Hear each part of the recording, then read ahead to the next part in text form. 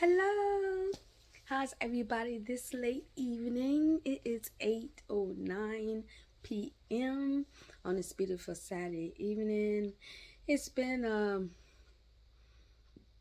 a busy day for me. It was a grocery shopping morning.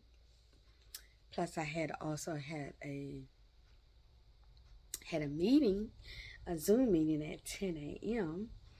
But I guess that lasted about a little less than a half hour, so it wasn't bad. But I was out and about when that happened, so but I was still able to get on the meeting. But I did grocery shopping, and guys, I've been talking about. I am about to. Um, I've been telling y'all that I need to get to go to the warehouse where I get my fruits and vegetables and stuff, and I stock up for the month. And finally did it today. I went early this morning, which they opened at 8. So I was in that area around that time. I filled my gas tank up. I did that grocery shopping, got my kale and my scallions and my lemons and limes and um, all kinds of stuff, cucumbers, red peppers, green peppers, a lot of stuff. And I was gonna actually do a haul, but I came home and I put everything in the refrigerator and I cleaned out my refrigerator, food that was not good anymore, cleaned it out and put all my fresh stuff in the refrigerator. And I got my trash bag ready, and I also went to the waste disposal place, because I had plastic bottles, I had boxes, and I had a big bag of trash to take. So I ended up not doing the haul because I had to get all the fresh stuff in the refrigerator so I can leave again and do that. I was gonna come home and do it, but then I was like, I'm not gonna do it. But I got quite a bit of my vegetables, and I stopped by Aldi's, one of the other grocery stores that I get some stuff at, and I'm glad I did because I picked up some things there that was pretty reasonable price, and I was happy with what I got. But it was a grocery shopping day, and then I went to an antique kind of vintage shop. One of them that I normally kind of go to is not one of my favorite ones, but it's one that I will go to. And sometimes I can find some stuff, but this time I didn't find anything and really wasn't really feeling it. And guys, I videotape um, some of my stuff this morning or what I was doing, but my phone was going off. It kept dropping my videos and I had to start it again. Man, so it was like I had to free up some storage, I believe. So I kept cutting my video off. So I had to clean up my space, stuff that I should have been cleaned up because I've been meaning to do it, but I had to do it this time so I could start recording again.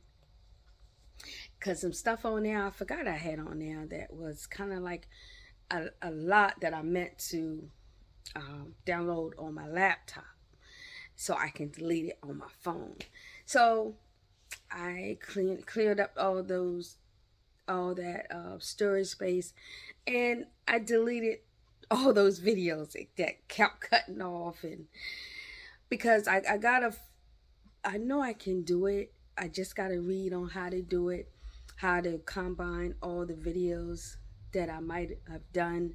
Like today, I did like 4 videos because it kept cutting off, and I gotta find a way to put all them together.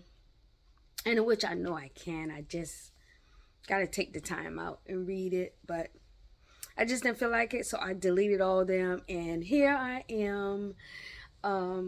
But we got a date, guys. You know what we got a date on? Little woman. It's been getting good, so I want to stay on it and I want to share it with you guys. But I'm not gonna be too long. I'm trying to keep the videos um, a decent time, you know.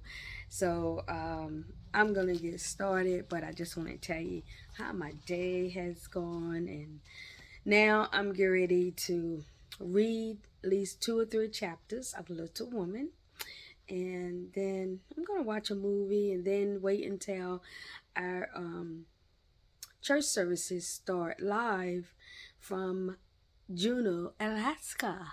Yes, our pastor is there, bringing the word to the people over there. Most likely, we're going to start a church over there. So I didn't make this trip, but Lord willing, I will make the Toronto, Canada one next week. And maybe I can get some video footage for you guys. But let's get started. You remember what chapter we left off on? Sure you do. That's right. Chapter 19, Domestic Experiences. Okay. I know it's a little dark in here. I'm always getting ready to start reading when it's getting ready to start getting dark. But it's still daylight out, guys. Yes. So I'm going to try to... I didn't feel like turning on the light. But here we go. Like most other young wives, Meg began her married life determined to be a model housekeeper. And then she made jam. She did her best, but the stuff wouldn't gel. At 5 o'clock in the evening, she sat down in her messy kitchen and cried. John came home then with a friend. The kitchen was a huge mess. There was jelly dripping everywhere, and the smell of burnt sugar was like a cloud over the whole house. And Meg sat there sobbing. The jelly won't gel. And I don't know what to do. She's crying. Oh, Meg, it's going to be all right. John Brooke laughed. The next summer, Meg was expecting a baby. One happy day, Meg was about to give birth, and Laurie came sneaking into the kitchen. Sometime later, Joe appeared proudly bearing a flannel bundle held on a large pillow. Her face was very sober, but her eyes twinkled. "Shut your eyes and hold out your arms," she said. "I will, but don't blame me if something happens." Laurie shut his eyes while something was put into his arms. Everyone laughed, including John, as he looked at 2 babies on his lap instead of 1. "Boy and girl, aren't they beauties?" said the proud papa. Amy put a blue ribbon on the boy and a pink on the girl, so you can always tell. "Besides, one has blue eyes and one brown," said Joe. Oh my. The boys to be named John Lawrence, and the girl Margaret, after mother and grandmother. "We shall call them Daisy and Jack, unless we find better names," said Amy.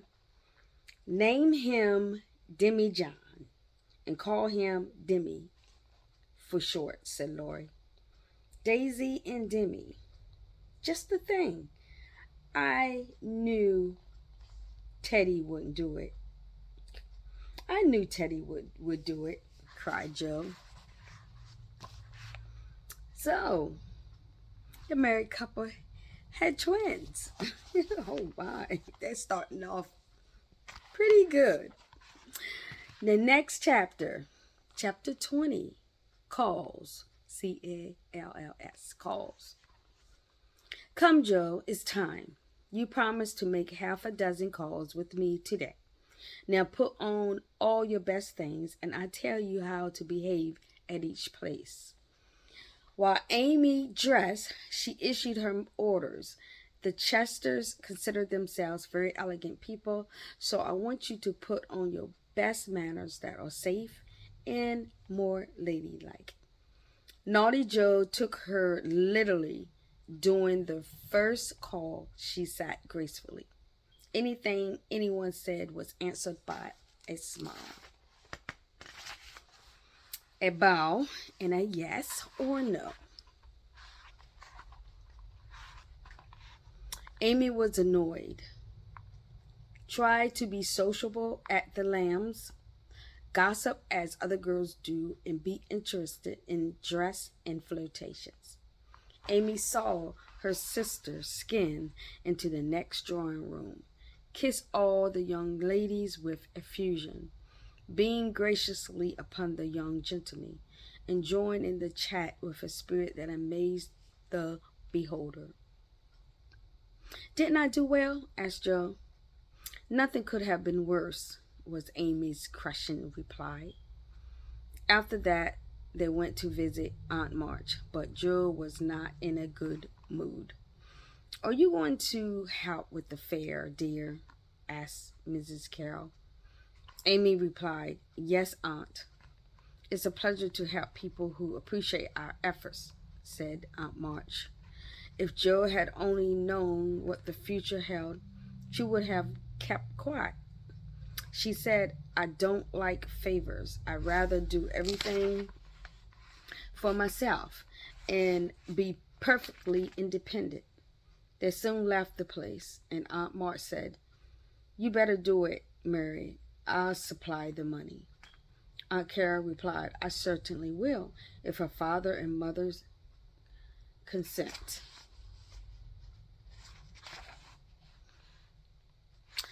You guys want one more chapter? That's two of them. Let's do one more. Chapter 21, Consequences. Mrs. Chester's fare was very elegant and select. Amy was asked to handle a table, one that sold art. But May Chester was jealous of Amy, and just when everything was ready, Mrs. Chester said, "I find, dear, that people don't like the idea of my giving this table to anyone but my girls. I'm sorry, but I know you won't mind taking another table." Amy said with hurt feelings, "Perhaps you'd rather I took no table at all. I think the flower table is always attractive and you would prefer it." Everyone was annoyed at home that evening when Amy told her story. The next day was a long and hard one for her. She got home late and looked so pale and quiet that everyone knew the day had been hard. The next morning, she left early. Joe met Laurie by the gate and they chatted. Thanks to the conspirators, the tables were turned. Fresh, beautiful flowers came from Mr. Lawrence's gardens, and the March family was all there. Laurie and his friends bought the bouquets, stood around the table, and made that corner the liveliest spot in the room. Amy was in her element now. Everything of Amy's sold long ago, and they made a nice little sum of money for us, said May. Aunt Carol was there, heard the story, looked pleased, and said something to Mrs. March, which made her beam with satisfaction and watch Amy with a face full of pride and anxiety. A week later, Amy did get her reward, but poor Joe found it hard to be glad. A letter had come from Aunt Carol. Mrs. March's face lit up. "Aunt Carol is going abroad next month and wants me to go with her?" burst in Joe. "No, dear, not you. It's Amy. I'm afraid it's partly your own fault, dear. When Aunt spoke to me the other day, she said, I planned at first to ask Joe, but as favors burden her and she hates French, I think I won't invite her. Amy is more docile, will make a good companion for Flo, and receive gratefully any help the trip will give her." There was there was not much time for preparation. Jo managed very well till the last flutter of blue ribbon vanished. Then she retired to her attic and cried till she couldn't cry any more. Amy was brave too, till the steamer was about to sail. Then she suddenly realized that a whole ocean would be between her and those who loved her best. And she clung to Laurie, saying with a sob, "Oh, take care of them for me, and if anything should happen."